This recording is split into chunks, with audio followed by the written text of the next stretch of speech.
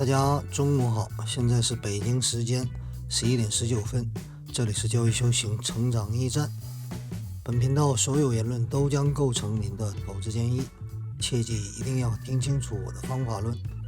那好，我们继续回到比特币盘面，目前看的是 Coinbase 基准1小时线的 K 线图啊。昨天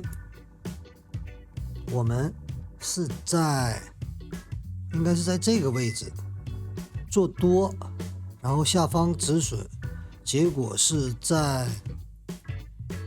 下午大概是8点的时候突然向上，然后在这儿纠缠了一会儿啊，回调，然后再上来，然后就开始阶梯式的下跌啊，从大概晚上9点钟、10点钟差不多，然后今天早晨又有一次破位啊，把之前的这个低点给破了，破完了以后又破了一次，然后这边呢是不断的形成底背离。我之前说过，有的情况下它是底背离，它也会不断的向下破位，阶梯式的下跌，麦当劳式的行情，没完没了的画着 M 往下掉，然后反过来上升行情的时候也是一样的啊，也有这种状况，没完没了的把顶背离破掉，然后继续向上攻。所以这种指标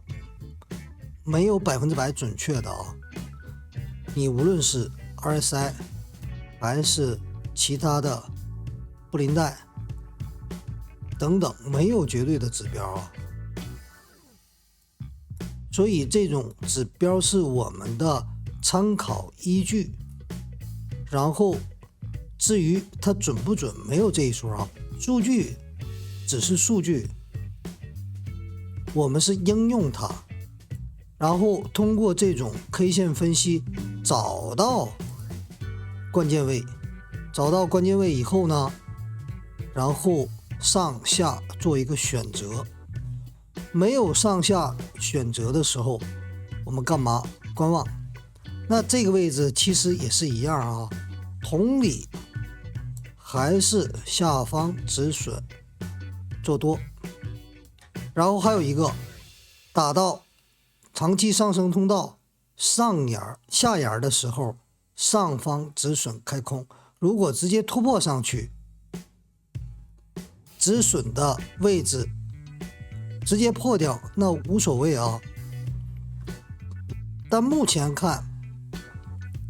我个人的观点还是下方止损做多。这一段行情啊，从这儿到这儿基本上做的都是失败的单啊，但失败是失败，不亏钱，而且还有盈利。原因是什么？关键的进场时机把握的好，然后下方止损，只要一旦上来平一半，平一部分，然后你把移动止损位抬高，这是做多的情况啊。然后比如说像这种位置，之前我说过，你在这儿同样也可以开空上方止损。它这个位置为什么往上冲上来一下子，其实就是干掉这些空单啊，干掉了以后，然后纠缠一阵儿，让你没办法选择怎么样啊，它是做多还是做空，然后继续把价格往下压下来。这是我自己的脑洞啊，我个人的脑洞。然后这些散户们大部分就交枪投降了，然后一次不够再来一次。那这个位置呢，同样它还是可以再来一次，只要我们的止损不大就没问题啊，不伤筋动骨，我们就可以继续看大方向。为什么我赚的不是这个蝇头小利啊？我要赚的是大的，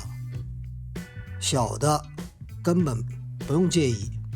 所以说这个时候也涉及到一个问题，是资金比重，你要下多大量的筹码，无论是根据市场的确定性，还是各方面数据指标，还有你过去式的经验判断，去给未来下单，做预期下单啊。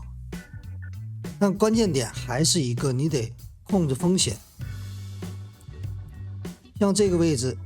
同理，你要亏的可能是这块啊，止损出局的话，但如果你要上来是这些，但给不给，这个是市场行情动态的，我们没法预判，这是大概率选择这个可能性。那这个时候我们得看4小时线，如果这个4小时线还有，现在是11点25分，还有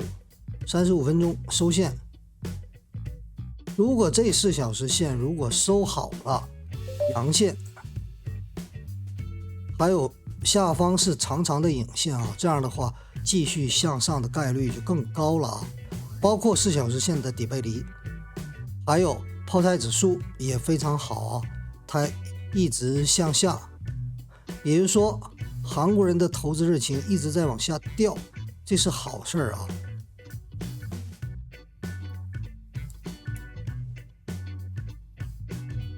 然后我们再看日线的，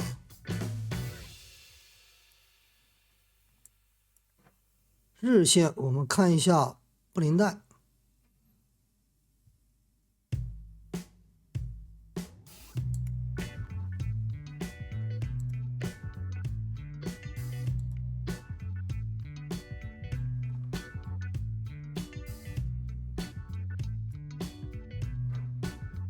日线也可能形成底背离啊。日线是在布林带的下沿，我们再看一下周线，周线也基本上打到布林带的下沿了。那这个时候我们可以再调整一下这个止损位，可以放宽一点，下沿下方大概是75000这一线，然后我们可以怎么样做一个模型的底部建仓，我指的是现货啊。期货合约的话，由于杠杆这个没办法操作啊，很容易死掉的。我指的是现货，可以在这个位置区域做一个布局建仓，然后干嘛？还是看后市，看多啊。但如果这个趋势彻底破掉了，现在有没有彻底破掉不好说啊，非常难说，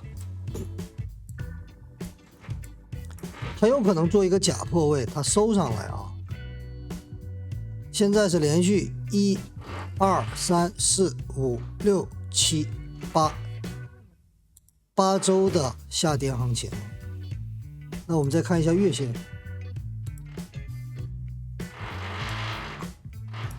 没有多少量，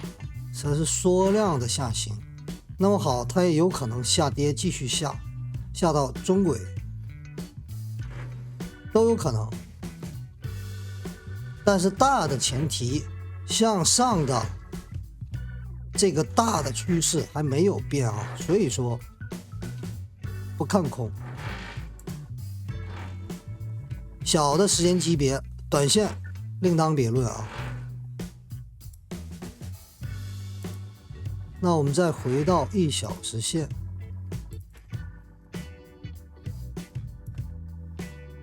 打到中轨布林带，然后现在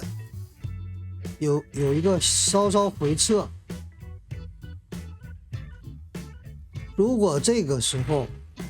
画一个下降趋势线，